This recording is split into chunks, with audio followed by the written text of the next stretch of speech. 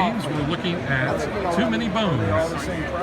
Hello friends, my name is Jacob. I'm going to walk you through about a 5-minute demo of Too Many Bones.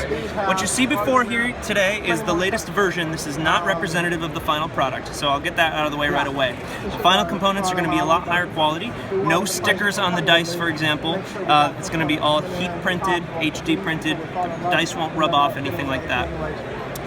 Let's walk through what the game is all about. This is a cooperative game, 1 to 4 players. It works great in solo or with friends. The game scale is appropriate. And the gameplay time is you're looking at about 90 minutes to maybe 2 hours if you take your time.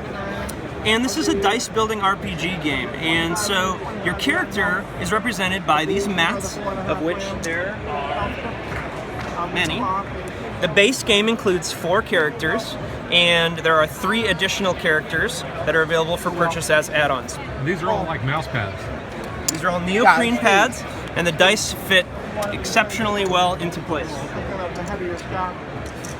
The way that the game actually progresses is you pick a tyrant to fight against, and the tyrant has a card associated with him that tells you kind of sets the tone for the mission. And in this case, we're looking at Drellin. And he has giving us 10 days to accumulate 6 points, essentially. And if we accumulate those points before the days are up, we have a chance to face off against Drellin and hopefully defeat him. So on a given day, what happens is the turn of sequence is, after everyone's picked a player, you flip one of these encounter cards. There's a little bit of flavor text as far as what's happening to represent the encounter. You flip it over and you're going to be faced with a choice as a party. The party needs to decide together what they're going to do. And some of these choices are going to be, you know, maybe a high risk, high reward sort of a thing.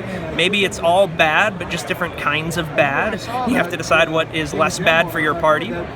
Once you decide what to do as a team, you're going to go on to the encounter. And oftentimes what happens during these encounter cards is it determines how many baddies you're going to be up against. What you see set up before you here today is we're in solo mode. We're only playing by ourselves, and the character represented is Boomer. Boomer is a gearlock who scavenges around the battlefield looking for components to build up grenades, which she uses to annihilate the opposition. So let's take a look at a little example of how this is going. The battles play out over on a grid-based system. Due to time, I won't dive into the deep details of how this works, but enemies have initiative and players have initiative, determining the order of sequence of when and who moves and goes when. The meat of the game is managing your character and their dice. Let me show you a quick example of how this might work. Right now we've got Boomer. She's got some basic stats like health and dexterity, attack and defense. Dexterity represents how many dice you get to roll on a given turn. So in this case, Boomer has, let's actually reduce this to a more realistic level for where we're at in the game, maybe 4 dexterity. What that tells me is I've got 4 dice to roll. So a basic example might be I build a custom pool of dice that I'm going to roll on a given turn. So I look at my character and Boomer has 1 plus 1 attack, let's say. So even though I can roll 4 dice, until I upgrade my attack, I'm unable to just roll 4 attack dice. So I cap out at 2. I'm going to try and target with range one of these baddies here. And then I'm also going to start to build up some defense in case I take damage later on in the battles. So 2 defense dice, which I'm allowed to do because Boomer has 2 defense. Just an example of a roll here, very basic, all basic dice, not utilizing any of our abilities. We end up with 2 defense and 2 damage. So health is represented by these tokens here on the enemy. So I did 2 damage to this orc peon. What a pleasure that was. And I also have 2 shields available for use. Now I've got choices here as a player. No one's attacking me right now, so what do I do with these shields? I can actually lock these in and use these in the future of the encounter. And this is one of the very unique components of the game. You're always making choices about what dice you're actively using on a given roll and which ones you might want to save for later or which ones you might just want to get rid of altogether. Another example, maybe a little bit more exciting. Boomer, as I mentioned earlier, gathers components to build grenades. So here she is with her components. The reason we know what all of these dice faces actually mean is because every character comes with their own character card. It goes into great detail about how all the different dice heads and faces actually work. There's a lot of other information on these cards too, some of it general to the game, just to help you out and be used as a reference throughout the game.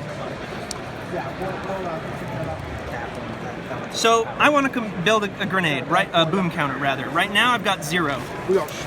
I've got 4 dexterity, so I can take these 3 components, and I'm also going to try to roll defense again. Oh, not such a great roll. So this is another very interesting component of the game, and kind of the final point as far as what makes this game different from a lot of dice builders. First of all, I've always got to choose what dice from my roll am I going to actually use this turn. Those go into the active slot.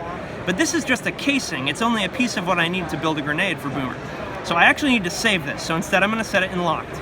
Now the rest of these are misses, and in most dice games when you miss, and it's not very exciting. In this game, you actually have an option. You can take these and convert them into bones that are part of the character's unique backup plan. And a backup plan allows you to trigger unique abilities that are unique to the character that allow them to do advantageous things. So even when you're missing, it may have not been the exact result you were looking for. Here we were trying to gather ingredients to create a grenade, but it's not all bad. If I wanted to, I could actually put these in here and maybe trigger a powerful backup plan ability. But the trade-off is, if I do that, I'm unable to use these ability dice later on in the encounter. They're locked up here. So there's interesting choices to be made. Maybe I don't want to do that. I really want to start making some grenades. So instead, I simply return these back to where they came from. Lots of interesting choices to be made. I'll give one final dice example, and maybe we'll wrap this up. Let's say I have a grenade, and so my counter is at 1. By the way, this inventory would carry over from encounter to encounter, just like unit health. So if I take some damage in the battle, the next encounter may be hard. You do heal a certain amount at the end of every encounter, but there's a light resource management mechanic at play here as well, as far as how many days do we have left? What health is the party at? What are my resources currently at? But one final example, because we like destruction. Let's throw a frag grenade with 2 attacks, as well as a concussion grenade, all targeting this orc peon because, well, frankly, he deserves to die. Fabulous. The carnage is real. So we've got a 3 frag grenade, which deals 3 instant damage to this guy, and I don't even need to utilize the rest of my roll. This game is coming out in November, and It's currently on Kickstarter. it is. The Kickstarter has passed, and it will be available for ordering online to the general public sometime in November, possibly December. All right. Well, thanks a lot, Jacob. Thank you for your time, folks. Like and follow us on Facebook to stay current on our show schedule, sneak peeks at future shows, and to interact with us.